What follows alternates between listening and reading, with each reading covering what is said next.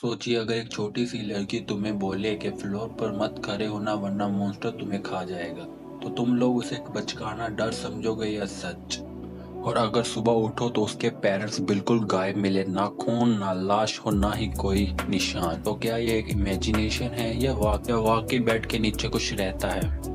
आज की स्टोरी सिर्फ हॉरर नहीं, ये एक विश का अंजाम है जो गलत चीजें मांग लेने से पैदा होती हैं। तो मूवी के स्टार्ट में हमें दिखाया जाता है न्यूयॉर्क की एक अपार्टमेंट बिल्डिंग में एक छोटी लड़की जिसका नाम अरोरा होता है। अरोरा को रात को सोने से बहुत डर लगता है क्योंकि उसका मानना था कि उसके बेड के नीचे एक मॉन्स्टर छुपा हुआ है और इसी वजह से वो डर कर चीखती है और उसके पेरेंट्स भाग कर उसके पास आ जाते हैं। अरोरा उन्हें बार बार स्ट्रिक्टली समझाती है कि फ्लोर पर टच मत करना क्योंकि मॉन्स्टर फ्लोर के अंदर रहता है। अरोरा रात को अकेली हो जाती है और इसे कमरे में झांक कर देखती है तो उसे धुएं से बना हुआ एक खरगोश नजर आता है। वो आंखें बंद करके ख्वाहिश करती है और अचानक एक चमकती हुई फायर फ्लाई नमूदार होती है। अरोरा फायर फ्लाइंग का पीछा करती है इमारत के मेल बॉक्स तक। वहां इसको ही नजर एक आदमी पर पड़ती है जो कि इसका हमसाया निकलता है। अरोरा खामोशी से इसका पीछा करती है और अचानक टाउन में पहुंच जाते हैं। वहां वो इस आदमी को एक ड्रैगन के साथ लड़ाई करते हुए देखती है। अरोरा को एहसास होता है ये कोई आम आदमी नहीं है। अगले रोज अरोरा फिर से डर रही थी और पेरेंट्स इसे समझाते हैं कि रूम में कोई भी मॉन्स्टर नहीं है और तुम सो जाओ। जैसे ही वो बाहर जाते जैसे ही पेरेंट्स रूम से बाहर जाते हैं तो फ्लोर के नीचे से आवाज आती है। सुबह अरोरा उठती है, घर बिल्कुल खाली खाली सा होता है, ना पेरेंट्स ना फोन ना कोई निशानी। से पता ही नहीं चलता कि इसके पेरेंट्स कहाँ चले जाते हैं। अरोरा और टैमन के ऊपर चढ़ कर जाती है क्योंकि वो जानती है कि फ्लोर पर खड़े होना सिर्फ मौत है। रात होते ही मॉन्स्टर फिर से एक्टिव हो जाते हैं। अरोरा एक ग्रेव गिराती है, मॉन्स्टर उसे उठाता है और फिर गुस्से में आकर इसे थूक देता है। मॉन्स्टर गुस्से में बेड हिलाता है, लैंप तोड़ देता है और फिर चुप हो जाता है। सुबह अरोरा सोचती है कि शायद ये एक सपना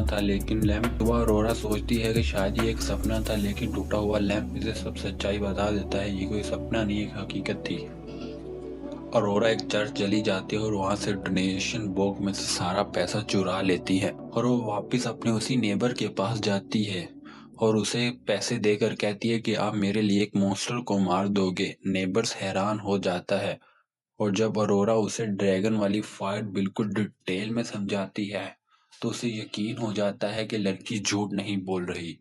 जब अरोरा कहती है कि मॉन्स्टर ने मेरे पेरेंट्स को खा लिया है तो कहानी यहाँ से फुल डार्क हो जाती है। रात होते सारी कुछ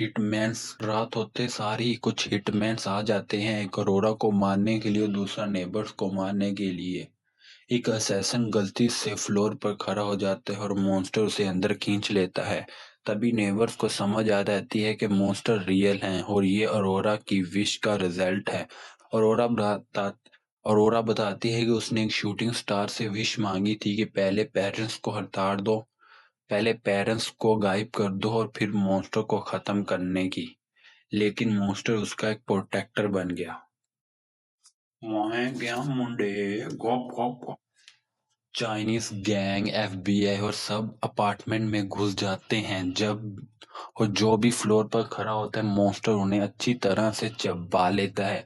आखिर में सब मर जाते हैं, सिर्फ अरोरा और नेबर ही बचते हैं। आखिरकार नेबर्स को समझ आ जाता है मॉन्स्टर कभी भी अरोरा को खाना नहीं चाहता था, वो तो उसकी गलतियों का नतीजा था और वही उसकी प्रोटेक्शन है। लास्ट सीन में हमें दिखाया जाता है अरोरा और नेबर्स बिल्डिंग छोड़कर चले जाते हैं और मॉन्स्टर